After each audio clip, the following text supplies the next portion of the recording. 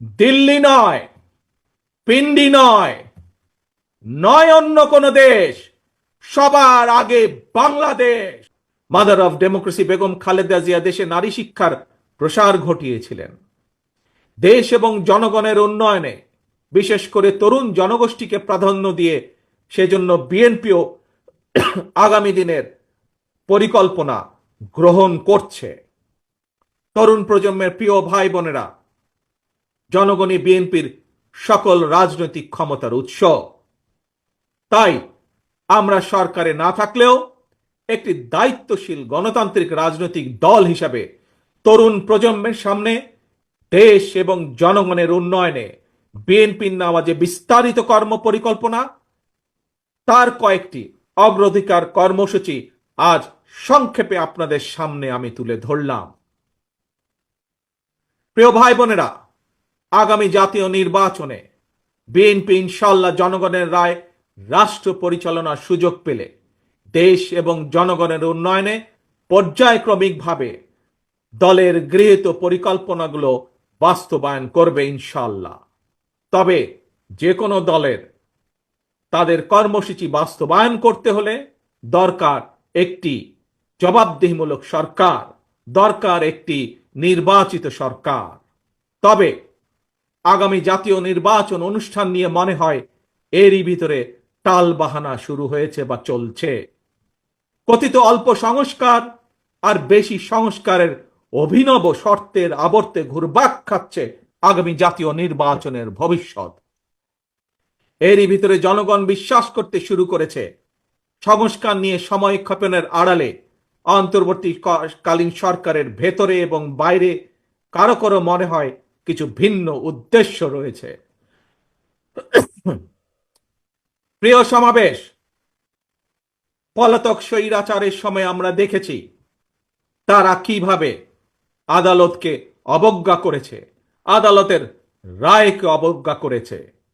অত্যন্ত দুঃখের সাথে বলতে হয়, পলাতক স্বৈরাচারের পরে যেই সরকারের কাছে দেশের মানুষ আশা করেছিল যে আইনের প্রতি সম্মান থাকবে, আমরা দেখেছি আদালতের রায়ের প্রতি সম্মান না দেখিয়ে যারা ইশরাক হোসেনকে ঢাকা দক্ষিণের মেয়রের দায়িত্ব গ্রহণে বাধা সৃষ্টি করেছে, সেই স্বৈরাচারের সেই একই যে ঘটনা সেটির পুনরাবৃত্তি আমরা দেখতে পাচ্ছি। প্রিয় সমাবেশ, আপনাদের কাছে আমার আজকে জিজ্ঞাসা, যারা আইনের প্রতি শ্রদ্ধা দেখায় না, যারা আদালতের নির্দেশকে অবজ্ঞা করে, তাদের কাছ থেকে আমরা কতটুকু সংস্কার আশা করতে পারি?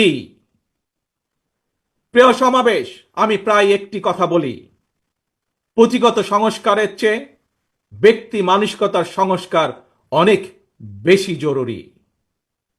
নর্থ কোরিয়ার সংবিধানে লেখা রয়েছে Democratic People's Republic of North Korea. সুতরাং কি লেখা আছে তার চেয়েও বেশি যেটি জরুরি তা হলো মেনে চলা। ইশরাকের ক্ষমতা গ্রহণ বা ইশরাকের শপথ গ্রহণে বাধা সৃষ্টি করে আজ আমরা আবারও স্বৈরাচারী মানসিকতার বহিঃপ্রকাশ দেখতে পাচ্ছি। প্রিয় তরুণ প্রজন্মের ভাই বোনেরা, নিরপেক্ষতা এবং বিশ্বাসযোগ্যতাই কিন্তু অন্তর্বর্তীকালীন সরকারের প্রধান পুঁজি। তাই তাদের প্রতি আমাদের আহ্বান থাকবে, তাদের প্রতি আমাদের পরামর্শ থাকবে। জনগণের বিশ্বাস ভালোবাসা নষ্ট হয় অন্তর্বর্তীকালীন সরকারের এমন কোনো পদক্ষেপ নেওয়া ঠিক হবে না। একই সাথে অন্তর্বর্তীকালীন সরকারের প্রতি আবারও আহ্বান জানিয়ে বলতে চাই, গণতান্ত্রিক আমি জনগণ এবং গণতন্ত্রের পক্ষের রাজনৈতিক দলগুলোকে দয়া করে প্রতিপক্ষ বানাবেন না। যদি আপনাদের কেউ রাষ্ট্র পরিচালনায় থাকতে চায় তাহলে সরকার থেকে পদত্যাগ করে জনগণের কাতারে আসুন, নির্বাচন করুন। যদি ভবিষ্যতে নির্বাচনে জনগণের রায় পান তাহলে আবার সরকারের দায়িত্ব গ্রহণ করুন। প্রিয় তরুণ প্রজন্মের ভাই বোনেরা, গত ১.৫ দশকে ভোটার তালিকায় প্রায় ৩.৫ কোটি ভোটার সংযুক্ত হয়েছেন, নতুন ভোটার সংযুক্ত হয়েছেন। এই নতুন ভোটাররা আজ পর্যন্ত একটি জাতীয় নির্বাচনেও ভোট দিয়ে তাদের নিজের পছন্দের প্রার্থীকে জনপ্রতিনিধি নির্বাচিত করার সুযোগ পায়নি। পতিত পরাজিত পলাতক স্বৈরাচারের কাছে মানুষের অধিকার প্রতিষ্ঠা কিংবা নির্বাচন কোনো গুরুত্বপূর্ণ কিছু ছিল না। সুতরাং সংস্কার ইস্যুর পাশাপাশি জাতীয় নির্বাচন অনুষ্ঠানের জন্য অন্তর্বর্তীকালীন সরকারের দৃশ্যমান প্রস্তুতি নেওয়া উচিত বলে আমরা বিশ্বাস করি বা আমরা মনে করি। প্রিয় সমাবেশ,